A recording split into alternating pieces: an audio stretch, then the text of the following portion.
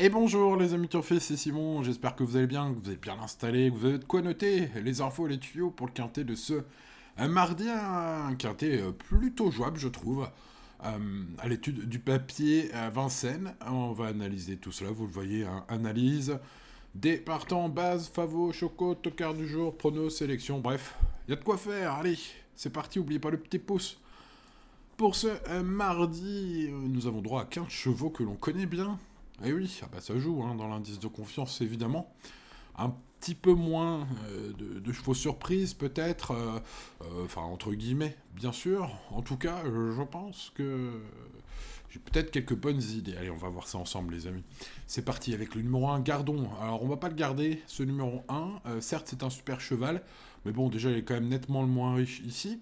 Et puis surtout il reste ferré encore. D'ailleurs, sachez que Romain Derieux, son coach, conseille de l'écarter également hein, dans sa déclaration à Equidia. Bon, écoutez, c'est pas le jour J a priori hein, pour ce numéro 1. On va passer au 2. Gadget du Gad, qui est un cheval plus de montée, il reste ferré, je vais tenter l'impasse hein. Sur ce cheval. A priori, c'est une impasse très très peu risquée, d'autant plus que toutes ces bonnes courses sont au monté, son record aussi est au monté d'ailleurs. Hein. Donc, bon, voilà, on passe au 3. Hasard d'érable, encore pieds nus, sérieux candidat. Alors, même à la gagne, je pense, s'il ne faute pas comme la dernière fois. Et puis, c'est un cheval qui aime aller devant. Alors, j'ai un petit souci de scénario au moment de mon prono, mais je vais vous expliquer tout ça au fur et à mesure. Ce numéro 3, Hasard d'érable, est un cheval très offensif. Enfin, c'est un cheval qui démarre pas très bien, mais qui est très offensif. Donc ça, c'est un petit point négatif, évidemment. Par contre, quand il démarre pas trop mal et qu'il peut prendre la tête, il est très difficile à déloger. Bref, peut-être qu'on se dirige finalement vers un petit peu un tout rien avec ce numéro 3 qui sera favori hein, ici. Son entourage, David, son jockey, espère terminer dans les 4 premiers. Il pense que la place de son cheval est dans les 4 premiers de ce quintet. C'est ce qu'il déclare sur Génie. David Thomas. Allez, on passe au numéro 4, Fanfaronneur. Une victoire, 0 place et 11 disqualifications lors de ses 14 dernières courses. C'est vraiment pas la sécu sociale, celui-là. En plus, j'ai pas senti Cédric Terry très chaud. Euh, Plaqué aujourd'hui.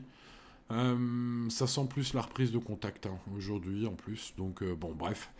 Ce numéro 4, je ne l'ai pas gardé. Passons au numéro 5, Ed Scott. Allez, on va continuer dans la stratégie et dans le scénario de course. Très offensif, Ed Scott, vous le connaissez, il va devant les méchants et souvent au bout ces derniers temps. Hein, 5 sur 5, et puis même avant, c'était bien. Donc voilà, il est en forme régulier, il n'a besoin de personne dans le parcours. Je pense qu'il va aller loin, peut-être. Par contre, ses chronos de cette année sont quand même nettement moins bons que l'année dernière. J'ai l'impression qu'il monte un peu de catégorie ici, ce numéro 5, je sais pas, c'est une impression. Et puis à faire le dur comme ça, imaginons qu'Hasard d'érable démarre bien. Et ben le 3 et le 5, est-ce qu'ils vont pas se crêper le chignon devant? Ah, les favoris. Les favoris qui se crêpent le chignon devant. C'est un bon vieux scénario, ça, les amis turfistes. Bon, bref, en tout cas, n'allez pas dire ce que je ne pense pas, hein, c'est-à-dire que ce 3 et ce 5 n'ont pas de chance, non. Bien sûr, ce sont des favoris, bien sûr, ce sont des bons chevaux. En plus, ils sont offensifs, donc il n'y a pas besoin d'avoir un si bon parcours que ça. Mais voilà, je me suis fait un petit peu un scénario dans lequel il pourrait peut-être être un petit peu trop à la bataille, ces deux chevaux-là. Alors, ça reste un scénario, hein, les amis. En passant au numéro 6, Gypsy Chaman, qui est régulière en diable. Tout sera une question de déroulement avec elle. Alors pour le coup, on est sur une attentiste. Pierre-Yves Verva a brisé l'écart, hein, écart 155. Tout de même. Incroyable. Bref, il l'a brisé, en tout cas dimanche dernier. Alors ça m'arrangeait pas trop en plus, parce que j'avais joué le cheval qui a terminé deuxième dimanche derrière Pierre Vervas dans une course annexe, hein, c'était pas dans un quintet, c'était dans la réunion de dimanche, et j'avais un beau petit cheval à 25 contre 1, et il a fini deuxième. Ouais, j'aurais bien aimé qu'il brise pas l'écart ce moment-là, mais bon, bref, hein, c'est comme ça. Bref, revenons au quintet de ce mardi. Question de déroulement, mais c'est vraiment une top chance. Hein. James Hitchaman, d'un point de vue régularité, chronomètre. Alors, faut le bon parcours. Hein. C'est le problème avec ce 6. Mais par contre, je serais même pas surpris qu'elle gagne. Hein. Voilà, avec le parcours de rêve. Et si elle a un bon parcours, elle va être dans l'emballage final. Le numéro 7, Harmonista, c'est même constat. On est encore sur une super jument. Bon, ces 3 derniers die comptent pas vraiment. Je pense qu'il faut la racheter, déférer des 4. Franck Nivard est très rassurant d'ailleurs. Alors, dans la presse, il pense que sauf incident, elle devrait terminer dans le Quintet Plus, qu'il faut la racheter. Ce sont ses propres termes que j'ai entendus sur le site d'Equidia. Donc voilà, Franck Nivard qui est mis à pied pour un énième contrôle positif d'un point de vue de l'alcool. Voilà, donc bon, Francky quoi. Allez, Francky, on est avec toi, pas toi, tu vas y arriver. Voilà, bon, en tout cas, du coup, c'est Monsieur Ploquin qui remplace sur Harmonista. Alors, c'est vrai qu'Harmonista, vu que c'est une attentiste, faut pianoter et tout ça. T'es mieux avec un driver qui la connaît bien. J'espère que Franck Nivard va donner les bons ordres à Paul Ploquin, parce que si tel est le cas, c'est aussi un gagnant possible, ce numéro 7. On est vraiment sur deux super attentistes avec le 6 et le 7. Passons au 8, Harry Carizet, qui me semble avoir le plus de garanties. Il s'entend très bien avec Eric Raffin. J'ai bien aimé son ultime course au trot monté. C'est un cheval qui a des chronos, des lignes, et finalement une régularité lorsqu'il est en mode course, qui sont tout à fait enviables, même par les autres favoris aujourd'hui. C'est pourquoi ce numéro 8, je vais le garder en premier. On passe au numéro 9, Here We Go. Que faire avec ce numéro 9? Il fait l'objet de bons bruits au niveau des écuries. Julien Dubois est loin d'être négatif. Il espère le voir à l'arrivée cette fois. Voilà, il est sans marge, indique-t-il, dans les colonnes de Paris Turf.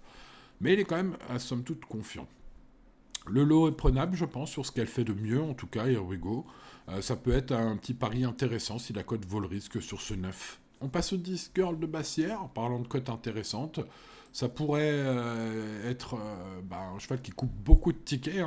Alors, c'est une jument qui est tout le temps 6-7e, voilà, depuis une paire d'années. À ce niveau, pas de problème, elle a un bon niveau, elle a des chronos récents qui sont tout à fait corrects. Maintenant, voilà, il manque le petit plus à son âge maintenant pour gagner. Maintenant, dans ce lot, elle peut être 4-5e avec Benjamin Rochard aux manettes. Voilà, une belle 4-5e place. Pourquoi pas pour ce numéro 10, pour ceux qui veulent spéculer un peu plus. On passe au 11 Ghostbuster, pas mal l'avant-dernière fois finalement. Bon, la dernière fois c'était décevant. Pour spéculer sur une très grosse cote, j'ai envie de dire que c'est pas impossible. Ghostbuster bien connu à ce niveau, des chronos qui sont corrects, il y avait des bons lots quand même ces derniers temps. Bon, j'ai pas trouvé son entraîneuse très confiante, par contre, voilà, avec ce numéro 11 Ghostbuster. Bon, maintenant, je vais pas le rayer totalement. Je lui ai même mis un peu plus que la moyenne. Pareil pour Gaucho GL. Rarement, Romuald Maurice se déplace rarement à Vincennes pour rien. Et d'ailleurs, avec Gaucho GL, il y a 2 fois, il a gagné les 2 fois. Donc on est sur un cheval invaincu à Vincennes. Incroyable, mais vrai. Donc voilà, 2 courses à Vincennes, 2 victoires pour ce cheval qui est déféré des 4, bien engagé ici. Bon, le lot me paraît sacrément costaud, mais c'est un fait. Il est invaincu. Alors, je vais mettre 203. Si vous êtes adepte de ce dicton, voilà, vous tenterez peut-être ce 12. Moi, je le mettrais dans mes champs réduits. Voilà, il fait partie des 2-3 petits regrets que je vais glisser dans mes champs réduits. On passe au numéro 13, Alicia Bella, une fille de Bold Eagle et Alicia Bella, qui réalise une belle année. Son chrono du prix de Daniel Miette en atteste. C'était le 23 novembre dernier. C'était excellent par rapport au lot du jour. Régulière, confiée à Alexa Brivard. Voilà, une jument âgée de 7 ans qui trouve un engagement parfait pour clore une année magnifique. Normalement, ça peut viser le podium de ce tiercé. Il n'y a pas énormément de chevaux qui peuvent effectivement viser aussi haut qu'elle, en théorie. Voilà, Antoine Vels, son jockey, pense que si elle a le bon parcours, elle sera dans les 3 premiers. Voilà, ce sont ses propres mots dans Génie. Donc voilà, écoutez, c'est la confiance pour ce 13. C'est peut-être parmi les favoris mon préféré, peut-être le plus recommandable, même si évidemment, vous l'avez compris, là je suis parti sur un scénario de course un peu spécial. On passe au 14, Graal du Trésor, polyvalent, écurie en grande forme. Mathieu Mottier marche sur l'eau cet hiver, que dire de plus? Faut les mettre tous, les Mottier. Faut pas trop regarder, même si ce cheval, Graal du Trésor, a une musique récente ou trop montée. Non, il y a aussi des victoires à l'attelage, pas de souci là-dessus. Voilà, Mathieu Mottier est pas très chaud, il vise plus une place dans les 5 premiers que la victoire, en tout cas sachez-le. Mais bon, quand la forme est là, voilà, faut le mettre quelque part, en tout cas ce 14. On termine cette étude par le 15, Godéo, qui va tenter de surprendre, car elle est super bien engagée, vaut mieux que c'est des bois récents, je pense. Voilà un outsider pas impossible, car il déférait des posters pour la première fois depuis longtemps, c'était cet été, en août je crois. C'est un cheval qui avait visé le trophée vert, hein, et qui s'est payé une chute qui lui a un peu coûté, je pense, 6 mois pour 100 mètres. Donc, mais au final, c'est quand même un bon cheval. Et puis, bah, on tente de le déférer. Peut-être qu'il va se réveiller d'un coup, hein. Ce numéro 15, en tout cas, c'est pas impossible, hein. Voilà, les amis turfistes, on a vu les 15 partants sur la grille de départ du quintet de ce mardi. Il ne reste plus qu'à choisir. Alors, je le disais, hein, je suis parti un peu sur un scénario particulier, puisque les deux grands favoris aujourd'hui sont des chevaux offensifs. Ils pourraient bien un peu s'énerver l'un sur l'autre en allant devant, en voulant prendre la tête. C'est un scénario pas impossible et qui pourrait payer, puisque si les favoris déçoivent, ça pourrait m'arranger avec Harit Carizet, qui est vraiment un cheval de qualité. Je trouve que c'est presque même sa course un peu. D'ailleurs, Eric Raffin, hein, quand il le mène, bah, ça se passe souvent très bien. Des super chronos. En tout cas en octobre et en novembre, s'il répète ces chronos-là aujourd'hui, beaucoup ne verront que sa queue à ce numéro 8. Le numéro 13, Alicia Bella, bah, parmi les favoris, bah, elle est quand même assez polyvalente dans son comportement. Elle n'a pas besoin d'aller devant comme une folle, ni non plus d'attendre totalement jusqu'à 100 mètres de l'arrivée. Donc ça me paraît être un bon compromis. Pareil, des bons chronos pour ce 13. Bref, c'est pas mal. Ensuite, je vais garder deux super chevaux, mais qui sont des attentistes, Gypsy Chaman et Harmonista. Ce 6 et ce 7 sont vraiment des chevaux qui peuvent jouer le podium, voire mieux, même hein, aujourd'hui. Ce sera une question de parcours. Gypsy Chaman, bah, son pilote, je le disais, a brisé son écart 150 dimanche dernier. Donc peut-être qu'il va être en forme aujourd'hui pour ce 6. Et puis le 7, Harmonista, je pense que beaucoup d'entre vous la connaissent très bien. C'est une attentiste avec un bon parcours. Dans ce genre de lot, voilà, il y a la place, hein. Donc le 8, le 13, le 6 et le 7, finalement, évidemment, seront préférés, incroyable, hein, au 14. Et puis aux deux grands favoris, le 3 et le 5. Puis je mets le 9. Et dans mon champ réduit, donc le numéro 10, même si je me suis noté de mettre aussi un autre cheval dans mon champ réduit. Je vais vous chercher ça, les amis turfistes. Dans mon champ réduit, je mettrai bah oui, Gaucho GL, le 12, voilà, pour que vous sachiez tout. On joue en champ réduit encore aujourd'hui. Et on adapte les mises à l'indice de confiance et à son budget, bien évidemment. On reste toujours raisonnable, les amis turfistes. Voilà pour le quintet de ce mardi, bah bonne chance à vous.